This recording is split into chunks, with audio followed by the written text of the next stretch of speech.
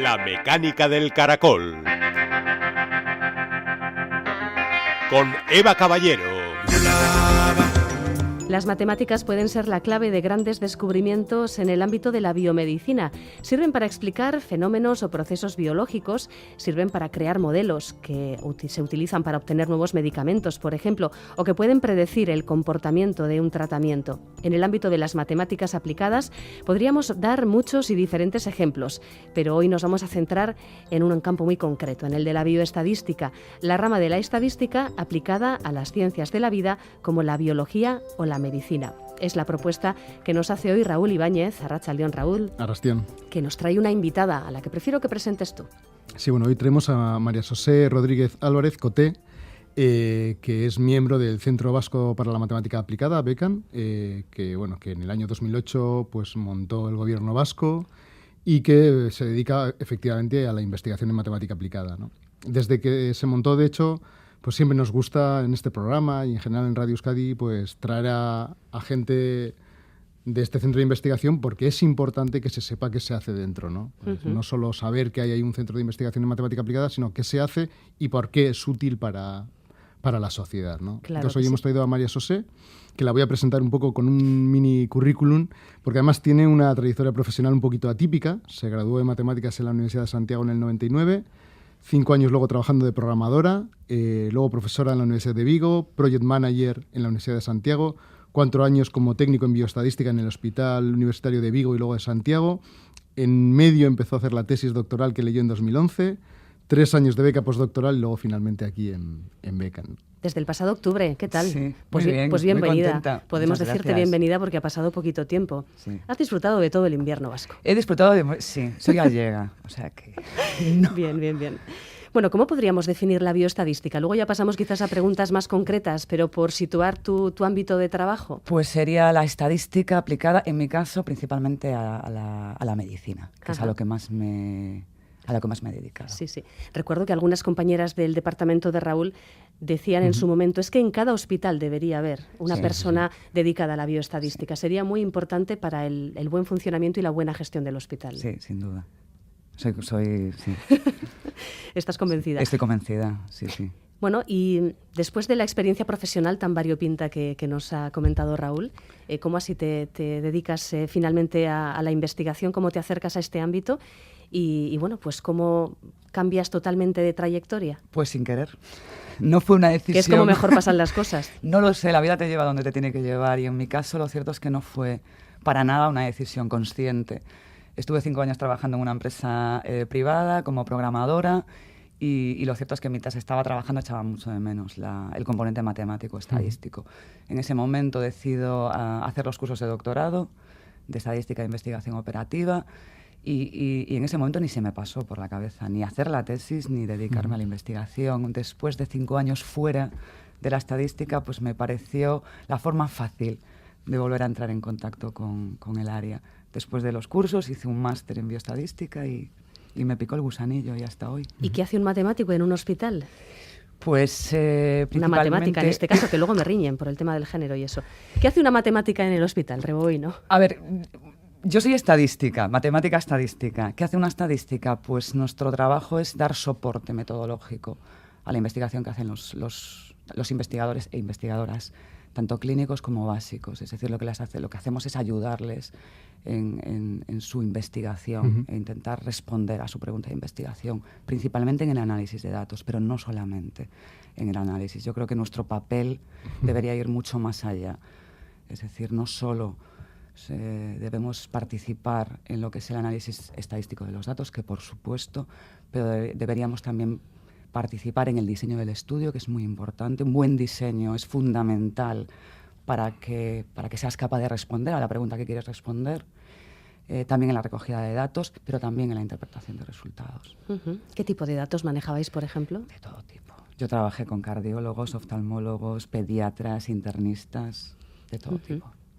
y estudios muy variados. Sí, bueno, estaba pensando que esto se puede aplicar lo mismo para valorar el índice de tratamientos efectivos en pacientes hasta, en fin, cualquier cosa que se te ocurra, factores ¿no? de riesgo en cardiología, pues factores de riesgo o factores pronóstico de una mala evolución, por ejemplo. Con los oftalmólogos trabajé en biomarcadores de melanoma uveal. Es muy, muy variopinto. Sí, pero una cosa, es toda la una impresión externa. Y, digamos, en un hospital ya asumen que hay que participar no desde que te llegan los datos, sino desde antes. Desgraciadamente, no. Sí, claro. Mi experiencia es que... Luego cambia, ¿eh? Sí. Pero mi experiencia es que al principio llegan con los datos recogidos y simplificando mucho y exagerando mucho. Lo que quieren es que tú metas esos datos en el ordenador, le des a la tecla correspondiente, le saques los resultados y ellos los van a interpretar. Luego cambia, porque yo creo que también ven que aportas más allá de lo que es el puro análisis estadístico. Tienes más que aportar. Parte de la interpretación, por ejemplo, de esos datos. De la interpretación. Y luego que también, y yo creo que ese es el gran valor de los grupos, o de los grupos interdisciplinares, es que te permiten abordar, interpretar y definir la pregunta de investigación desde diferentes ángulos, que son complementarios y por lo tanto enriquecen. Claro. Hablamos del ámbito de la medicina y de un hospital en concreto porque ha sido tu experiencia profesional, pero hay también universidades que empiezan a contratar a personas técnicas en estadística para dar apoyo a sus investigadores, también en el ámbito de la empresa. Poco a poco el lema va a ser pon un estadístico, una estadística en tu vida, ¿no? Yo soy de ese lema. Sí, ¿no? Bueno. Sí, pero barro para casa. No, pero además es fundamental. Aquí alguna vez lo hemos comentado también sobre nuestra universidad. Alguien que trabaja en biología, que puede tener algunas herramientas muy fuertes incluso porque ha estudiado en estadística, pero no le va a sacar el fruto de su investigación si no tiene quizás gente que haga un apoyo estadístico. A ver, yo creo que la formación en estadística de muchas investigadoras e investigadores es fuerte. Ahora bien, yo creo que también a día de hoy los procesos que se estudian son cada vez más complejos, tanto en salud como en biología, en otras muchas áreas, y esos procesos hacen necesaria no solo de la aplicación de técnicas, sino también del desarrollo de técnicas estadísticas tal vez más avanzadas o más complejas. Y en ese sentido una formación sólida en matemáticas y en estadística yo creo que es fundamental. Sí, cuando has puesto lo de pon a alguien de estadística, no vamos a poner género, pon a alguien de estadística en un hospital, yo diría en un hospital, en una universidad, sí. Efectivamente. O sea, en todas aquellas, sí. Donde haya datos, seguramente vayas a necesitar un estadístico. Claro, Sí. porque si fuera tan sencillo como tener un software que metes los datos y le das a un botón, le das al enter y ya te da Ese es el problema muchas veces. Ese es el problema de entender mal la situación, ¿no? Que muchas veces, quiero decir, el software es una herramienta y como tal hay que entenderla, pero hay que saber lo que estás haciendo. No siempre. Tú puedes hacer, quiero decir, con software puedes hacer prácticamente lo que quieras y puedes analizar cualquier dato. La cuestión es si estás utilizando el método que tienes que utilizar. El software te va a dar el resultado, ahora bien. Hay que saber interpretarlo, claro. Y sobre todo si es correcto el método que has utilizado. A lo mejor no lo es para responder a la pregunta Hay que que tú adaptar tienes. el método al problema. Y ahora en tu etapa como investigadora, ¿en qué trabajas en Beckham? Eso sí me lo pregunta mucha gente y todo el mundo. ¿Y ahora qué vas a trabajar a Beckham? ¿Qué vas a hacer? Pues un poco lo que he venido haciendo hasta ahora. Quiero decir, mi tópico de investigación no ha cambiado. Mi tesis doctoral se centró en técnicas estadísticas para la evaluación de pruebas diagnósticas. Entonces, antes de que una prueba diagnóstica se pueda utilizar en la práctica clínica de forma rutinaria, uno de los pasos esenciales es evaluar lo que se denomina la precisión diagnóstica, que no es más que saber si esa prueba realmente es útil para aquello para lo que ha sido diseñada, que no es más ni menos que clasificar a un individuo como sano o enfermo. Sin embargo, desde el punto de vista estadístico, algo que se ha estudiado mucho menos es en técnicas que permitan evaluar o estudiar si esa prueba diagnóstica tiene un comportamiento diferente en función de las características específicas que tiene ese paciente. Por ejemplo, ¿funciona esa prueba diagnóstica de forma distinta en individuos jóvenes que en individuos mayores?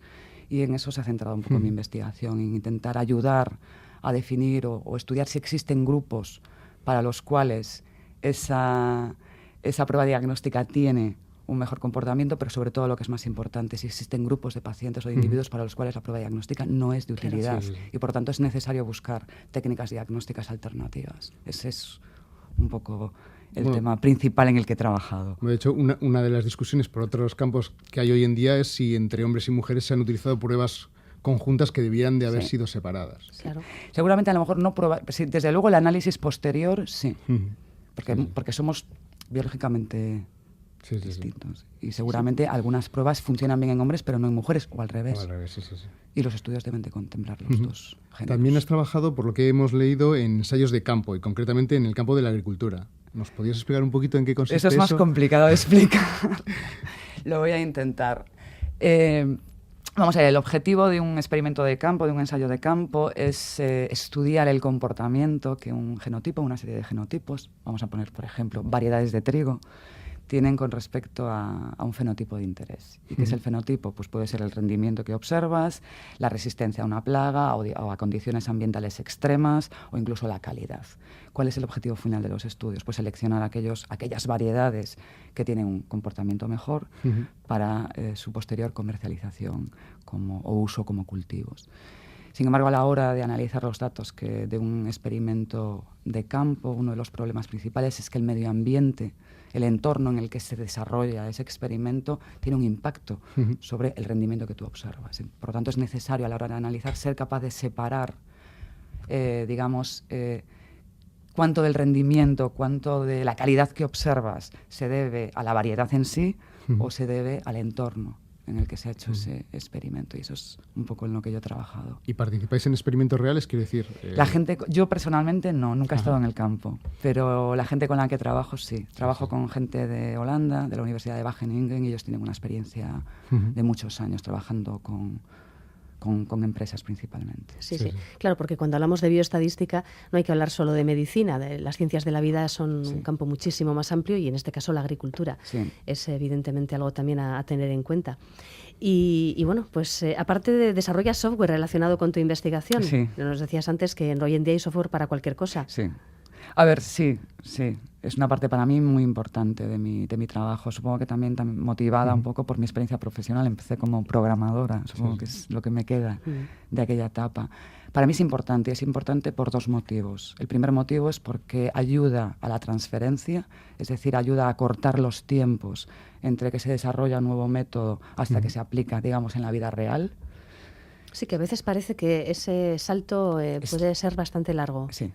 Yo creo que sí. Es cierto, tú puedes desarrollar un método fantástico, pero como no des la herramienta para que se utilice, a lo mejor ese método se queda ahí. Y no se utiliza el software, es una forma, sabiéndolo utilizar.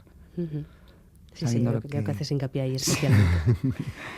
Y ya que yo misma me voy a citar a mí misma, he mencionado antes la cuestión de género. Hace poco celebrábamos el Día Internacional de la Mujer y es una pregunta casi obligada últimamente a las invitadas, preguntarles por la opinión que les merece la situación de las mujeres en el ámbito de la ciencia. Además, hace muy poquito también ha sido el Día de la Mujer y la Niña en la ciencia.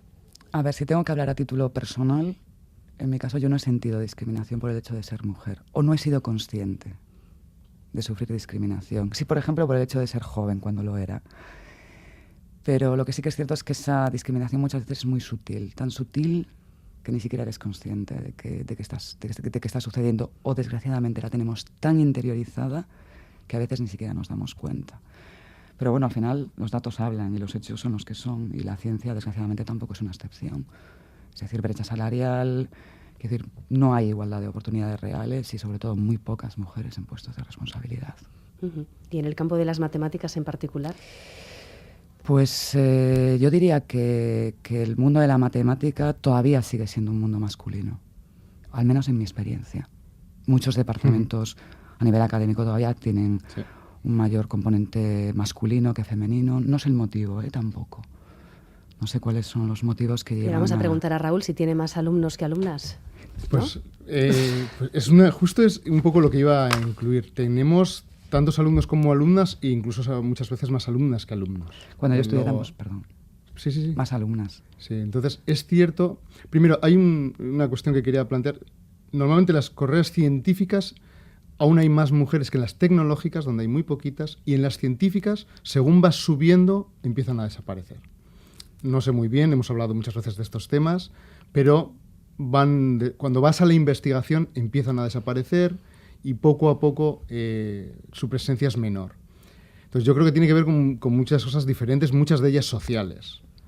Y luego también un poco cuando lo que te rodea te marca un cierto camino, a veces tú inconscientemente dejas de tomar ese camino, porque crees que no es natural. Seguramente en muchas de las jóvenes pasa también eso. Y no se aventuran a la investigación. Bueno, obviamente hay muchas mujeres investigando, pero si tú coges en conjunto y haces estudios estadísticos, ves que sigue habiendo mucho más hombres que mujeres, y luego obviamente los puestos de responsabilidad a día de hoy siguen siendo muy de hombres. Y a mí uno de los casos que más me sorprende es cuando se manda un artículo con un hombre femenino y uno masculino, el mismo artículo, y no es evaluado igual. Eso sí, y eso hay muchas pruebas que certifican que es así. Eso sí que es de las cosas que más me sorprende.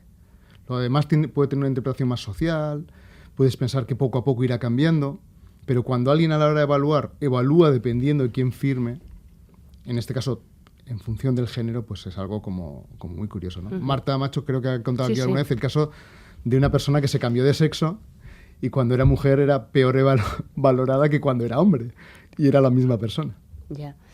Pues sí, la verdad es que este tipo de situaciones desgraciadamente nos suenan bastante cuando hablamos con mujeres científicas. ¿Y cómo crees que se podría corregir este hecho? Desde tu experiencia, bueno, ya nos decías que tú personalmente tampoco es que hayas percibido... No he sido consciente de... Claro, esa es la cuestión, la palabra percepción. Sí. En fin, pero no sé, ¿cómo crees que se podría quizás visualizar mejor el papel de la mujer en la ciencia? Pues... quiero decir, pues películas que están saliendo ahora, blogs de divulgación. Sí, como el de Mujeres Marta Macho. Conciencia, exactamente. Luego, en visibilización, ¿qué se puede hacer? A ver, yo creo que lo que tal vez deberíamos hacer es desmitificar la profesión. Y a lo mejor algún compañero en este momento se está llevando las manos a la cabeza. Yo cuando terminé la carrera ni se me pasó por la cabeza hacer la tesis hasta mucho después. Pensaba que era algo restringido a gente muy lista y brillante, y yo no creo serlo. A día de hoy creo que hay muchas cualidades o aptitudes tal vez más importantes: perseverancia, constancia, curiosidad, sobre todo, una pizca de creatividad. Es decir, es un trabajo duro, es un trabajo que demanda, es un trabajo exigente, pero somos unas privilegiadas, y es que nos dedicamos a aquello que nos apasiona. Así que animar a las mujeres a que se atrevan. Bueno, una forma de animarse es precisamente desde bien pronto asistir a charlas de divulgación, por ejemplo. En este caso estáis organizando en Beckham charlas de divulgación en estadística aplicada. Bueno, cuéntanos exactamente cómo va el ciclo.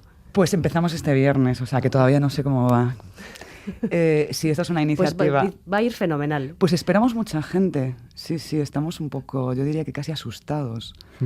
Porque está teniendo muy buena acogida. Es una iniciativa conjunta, no solo Beckham, sino también participan los departamentos de la UPV, EHU, de Economía Aplicada 3, Econometría y Estadística, y de Matemática Aplicada, Estadística e Investigación Operativa.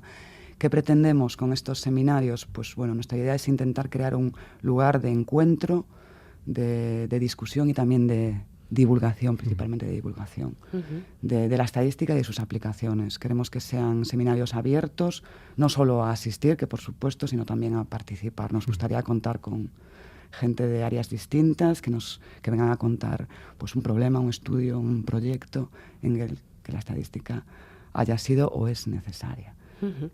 Bueno, pues la página web del Centro Vasco para la Matemática Aplicada, Beckham, no confundir con el famoso futbolista, porque creo que lleva alguna letra diferente.